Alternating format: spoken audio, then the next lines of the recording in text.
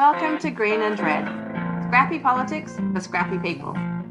A regular podcast on radical environmental and anti-capitalist politics. Brought to you by Bob Bazanko and Scott Parkin. Welcome to the silky smooth sounds of the Green and Red podcast. I'm your co-host, Scott Parkin in Berkeley, California. And as always, I'm joined by Bob Bazanko in Ohio.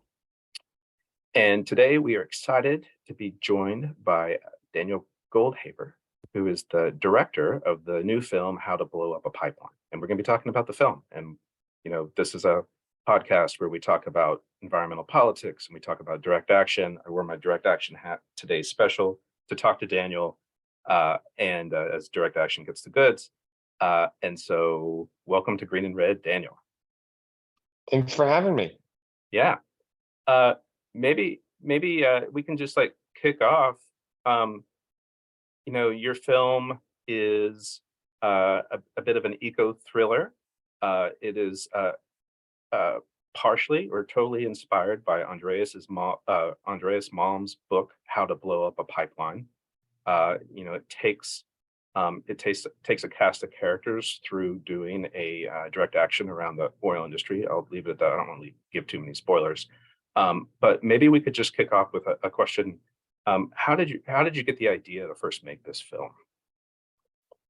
Yeah, I mean, the idea just came from reading the book, and I think conversations that I've been having with my co-writers Ariella and Jordan about not just the kind of movies we wanted to see, but the kind of conversation that I think that we felt was lacking in relation to this question of how we institute change in our world.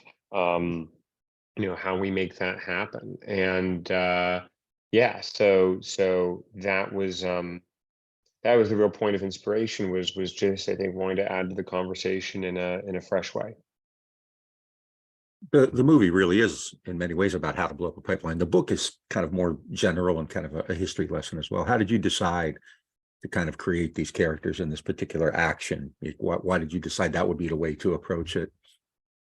Yeah, I think that there's this problem that I think exists on the left where, when we tell stories of failure. We tell stories that are often very niche. We tell stories that are kind of about moral complexity and or that are very esoteric. And I think that the problem is that that's not necessarily a way to build a coalition. And I think that something that the climate movement really needs is to build a cultural coalition. And so I think that there are these ideas in the book about, how do we win? How do we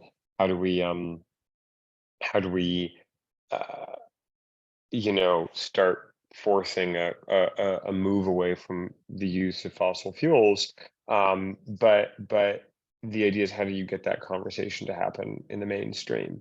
And so, I love heist movies, I love genre movies, and like a lot of my practice is kind of built around this question of taking kind of ideas that are a little bit more on the avant-garde and finding a way to bring them into the popular imagination. And a heist film is the perfect way to do that. There's been this long-standing debate on the left around violence versus nonviolence and around whether property destruction is violence. And your film definitely leans into that debate. And I'm just wondering how you approach that, how you and your co-writers decided to approach that conversation. Yeah, I mean, I think it's a fewfold. I think that, absolutely the question that we're asking with this movie is, is the destruction of fossil fuel infrastructure justifiable? And I think that, one of the ways that we attack that in the movie is the idea that the oil infrastructure is the antagonist. We're not saying kind of some oil company CEO or whatever who's the bad guy. It's really the infrastructure is the enemy. And I think in that, because it's a movie, because it's a Hollywood movie, that kind of on its own already starts to kind of open this conversation around justifiable tactics. But I think beyond that, I think from an ethical standpoint, the real question is, look, we have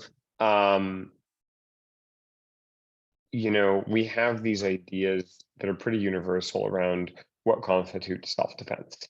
And I think everybody kind of on planet Earth more or less understands that if somebody's pointing a gun at your head and intends to pull the trigger, you have a right to take that gun away from them and disassemble it, at the very least. And I think that when it comes to the question of climate change, I think that the fossil fuel industry has a proverbial gun to the head of the earth.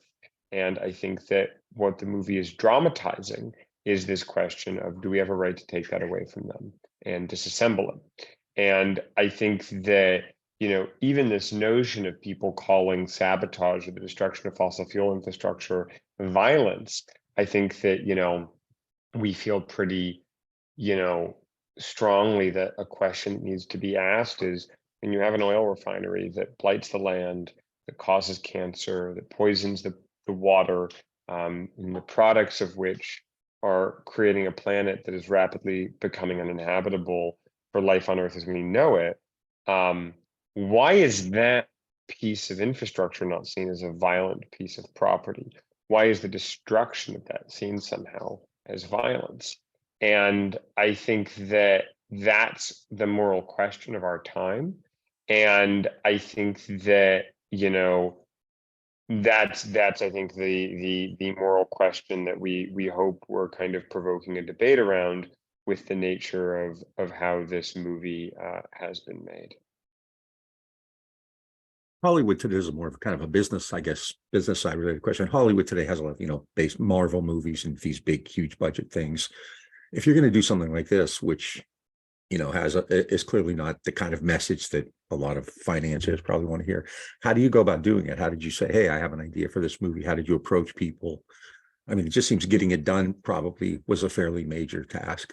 It was, but it also, it's the fastest I've ever gotten a project off the ground. And I think that there's this idea, it doesn't only exist in Hollywood. I think it's an idea that's really been drilled into the masses culturally writ large, which is that if you want to get something done, everybody has to say yes. It has to be the kind of thing that everybody wants to do. And I actually think that the exact opposite tends to be true when raising money. If you have an idea that only one or two people really want to do, they believe in it with everything they have, you're going to have a good partnership, And I think that it was the case with this. I think we just knew that, most everybody was going to say no, but the people that said yes were going to mean it. And that really proved to be the case. I think that, as well on the left, I think that there's this difficulty that I think people have threading the needle between, staying true to the ideology and the ideas, and then doing that in a way that is, I think, accessible to a wide audience. I think that people think that to make something accessible, you have to dilute the ideas. And I think that that's not really true. I think to make something accessible, you have to be accessible about how you talk about it. But that doesn't necessarily mean that you have to cheapen the fundamental notion of the project in order to reach people where they are. And I think that, we were lucky enough to just be working with partners who I also think understood that, and who understood that, like, we were going to be uncompromising and I think, fundamental idea of the movie, but we would do everything we could to communicate it on a broad scale, and in an entertaining way. I think that the New York Times reviewed it and called the film a cultural landmark, quoting here, for its uniquely sympathetic portrayal of eco-terrorism.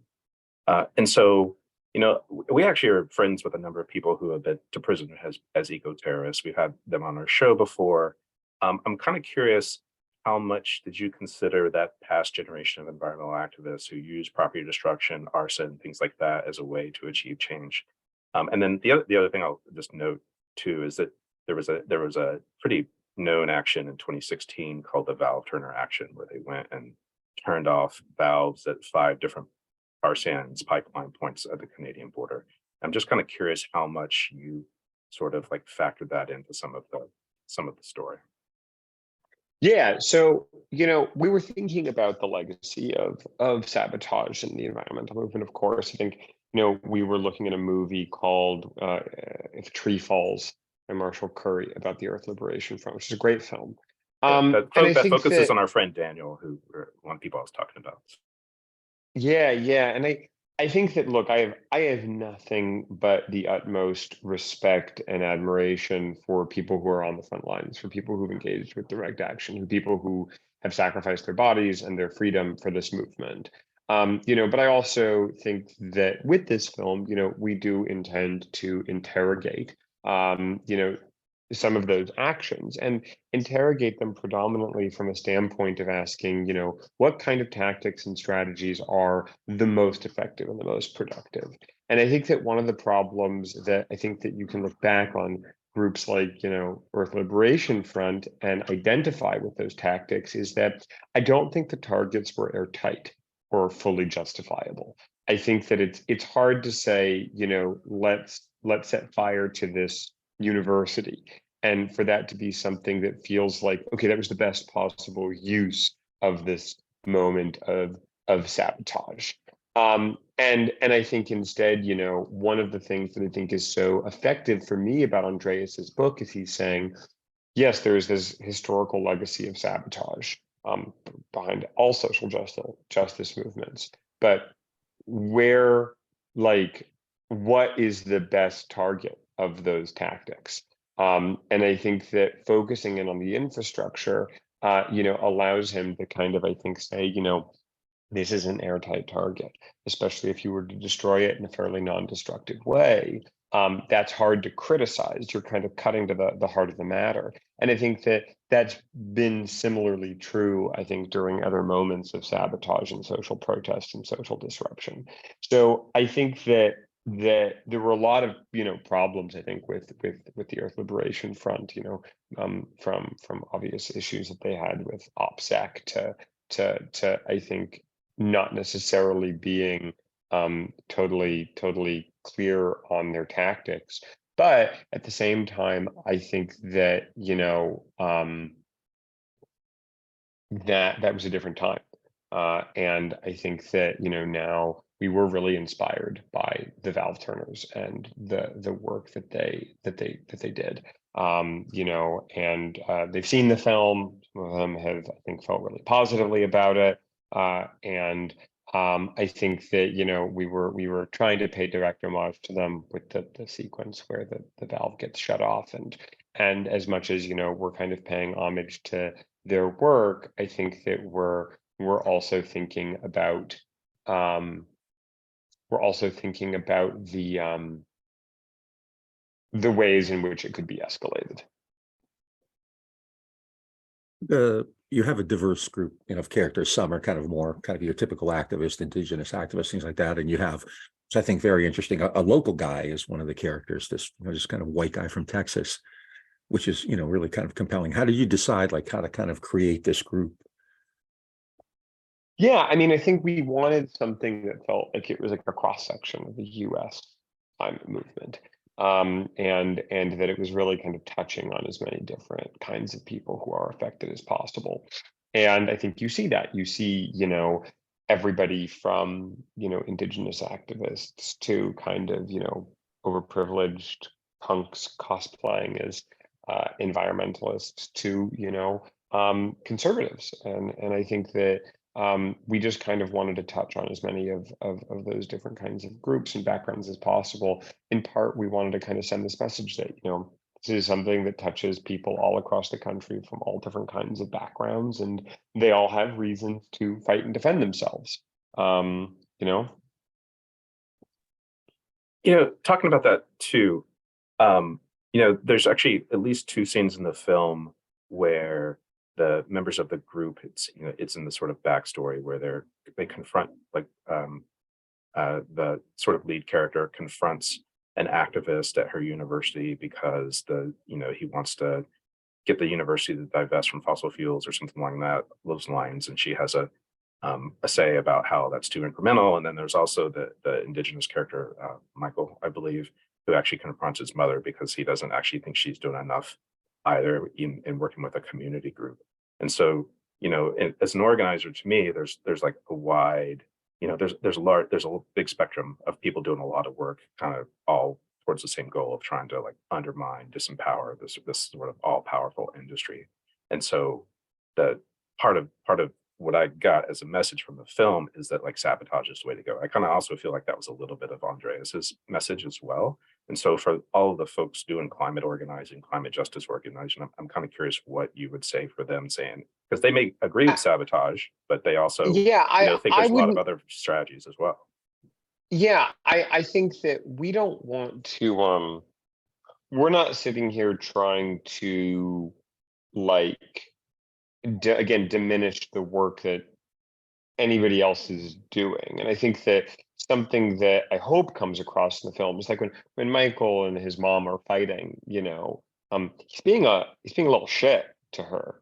You know what I mean? Like he's being cruel, he's being, immature, he's being childish. He storms out of the house. You know what I mean? This is a guy who's going and like getting in fights with people. Like there is a degree of kind of irrationality and extremism to his action. I think that that's true of people that would, do something extreme like this. So I think that, it's the same thing with Sochi and, the way that she engages with the divest people. It's like, she's making some good points, but, ultimately I think that one of the big things here is that there's an ecosystem of change. There's always been an ecosystem of change. And I think that the big question that we need to ask ourselves is, what do the people trafficking in the more mainstream approach need to have the leverage necessary to create systemic change? And I think that, this comes back to kind of the point that I was making about the Earth Liberation Front. I have a pretty bad understanding of how change operates on the local level, and I think that every time I find myself encountering local activists, I'm so impressed by how effective grassroots organizing and local organizing can be. But I think that where there's a big disruption in our ability to think and our ability to kind of make change happen is on that larger systemic level. And I think that in many ways, that's what Andreas is talking about. And in many ways, systemic change can operate in conflict with the change occurring on a local level. Because sometimes what one might need for change to happen systemically stands in the way of the change that needs to happen locally. And I think that the question the movie is asking is an escalation of tactics necessary for a systemic change to occur? And while also recognizing that that kind of escalation of tactics can wound other things, can hurt people in the short term, that revolution has collateral damage, and that's complicated. And this question of who gets to decide what that collateral damage is and what kind of collateral damage is acceptable is complicated. So I think that that's something that we really hope that we are always kind of acknowledging in the film and in the kind of drama of the movie. Yeah, in a minute, I want to ask about the response to it, because there were reports of law enforcement, and also the FBI going to theaters that were showing this. But even before that, while you were filming it, I'm sure people knew that you were, kind of adapting the book into a movie. Did you get feedback or any visits from law enforcement on the set, or did you get, conversely, did anybody say, "Hey, great job, way to go"? Any like kind of environmental activists reach out and say, "Hey, I can help you," or anything like that? We worked a lot with a number of activists. We interviewed a lot of people, everybody from pipeline experts to, people who've been to prison for, doing things, to counterterrorism people who helped us with the bomb building stuff. You know what I mean? Like we tried to talk to as many different people as possible, because again, we wanted to get the details right. We wanted to understand, what would the incentives of the FBI be in a situation like this? Like, do we think it's believable that, they might be able to be tricked in this kind of capacity? And then you actually start digging into just how effective the FBI is at doing what they do, and you're pretty surprised at they're really good at repression, but they're not necessarily that good at anything else. And I think that that's kind of what they're there for. I think that I've never been contacted by law enforcement at all. We had no presence of law enforcement on the set. You know, we made the movie under a working title, as all movies do. You know, we made the movie under the working title of Wild West. But I think law enforcement was smart enough to not try to Streisand effect this too much. You know, up until the movie came out and the kind of warnings came up. You know, but yeah, I've been really heartened by the response that we've gotten from a lot of environmental activists and other activists who I think have, at the very least, found this to be like a. I think it can be really challenging working in activism and feeling constantly like somebody listening, somebody paying attention. You know, there's so little focus and amplification from mainstream media, and so I think to just even kind of see this thing that is like, you know, trafficking in the language of Hollywood, and then kind of saying, hey, this is work that's happening, this is work that's important. I think, you know, I've received a lot of feedback that that's really empowering. You know, back because I've been wanting to ask the FBI question. You know, you were the story came out in The Intercept, I think, in April, that the film had been flagged as a quote unquote developing threat by the Kansas Fusion Center, which is not the typical thing you see with a film that's in theaters. But also, it seems like Malm's book was also flagged in a similar way in 2021. I mean, I'm wondering what your response is to the federal government trying to sort of like elevate a threat level around the film. I think that you know, there were the last time there were this many security warnings issued about something, as far as I'm aware, was after the Roe v. Wade decision dropped, which is crazy.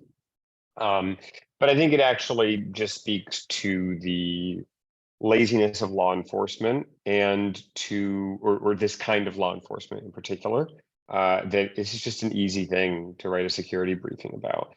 And it's an even easier thing to write a security briefing about and then say, we need an increase in our budget, which I think is really where this response comes from, is that there's a cultural moment. You can point to it and say, see, there's a threat, give me more money.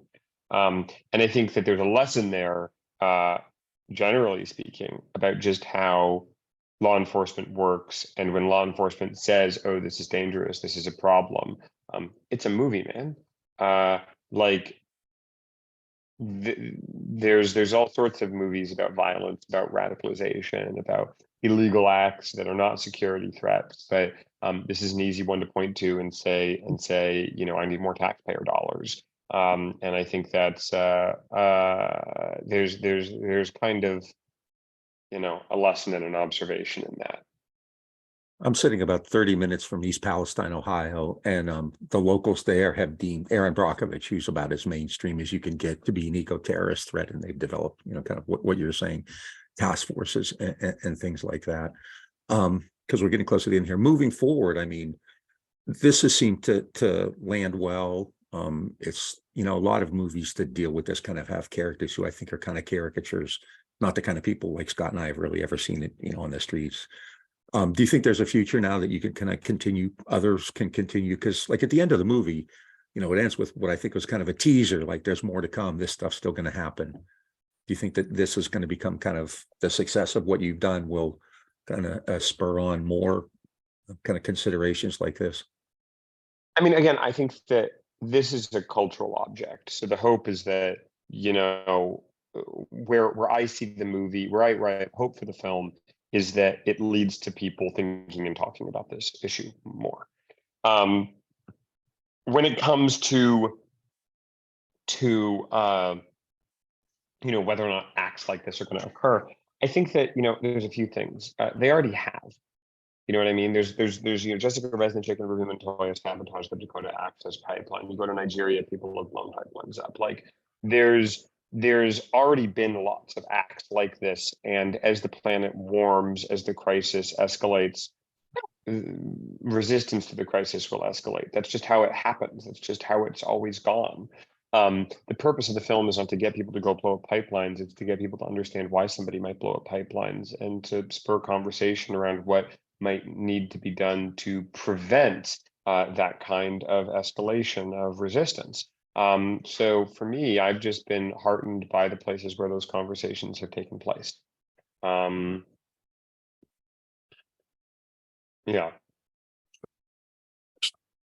We can leave it at that. I think the other thing I can actually say, just to add on, is one of the other things that I am hopeful for is that, I don't know how familiar everybody is with this question of the necessity defense, but necessity defense is, a legally enshrined way of codifying some of these questions I'm talking about self-defense. And I think that the hope is that, I do think a necessity defense is necessary, that we see them happen. But I think that people sometimes have this belief in the courts that, oh, we have the moral authority. The courts will see that. The courts don't respond to the moral authority. The courts respond to the culture. The courts respond to the political will at the end of the day. And if we are going to see a necessity defense even be allowed to be argued in court, that will only happen when the social and political will exists. And the social political will exist only when there's awareness of it. And so I think that, if there is on some level a political purpose of the film, it is okay, let's start that conversation so that hopefully that's a place where I think you can start then seeing ways in which what movies do well, which is manufacture social and political will, where that can actually take root. Oh, last, if somebody wants to see this, I know it was in theaters, but is it kind of being streamed now, or is it available elsewhere? Yeah, it's available to rent on kind of all the Okay. standard VOD platforms where you can rent things. And I think sometime in September, it'll go on streaming video on demand on Hulu. Great. Thank you. Great. Thank you so Thanks much so for much. having me. Yeah. Thanks for joining us, Daniel. All right. Nice to meet you guys. All right. Bye. Bye. Hey, folks, you've been listening to Daniel Goldhaber talking with the Green and Red podcast about his film, How to Blow Up a Pipeline. If you like what you're hearing, check us out on Facebook, Instagram, and Twitter. If you like what you're seeing on YouTube, hit the subscribe button. If you're listening to us on one of the many audio platforms, please give us a rate and review. It helps with the algorithms. And then if you want to make a donation, go to patreon.com/Green Red Podcast or go to greenredpodcast.org and make a one-time donation at the support button. And we'll talk to you all again soon. Make trouble. That's the message of today. And misbehave, even majorly misbehave. And we'll catch you all up soon.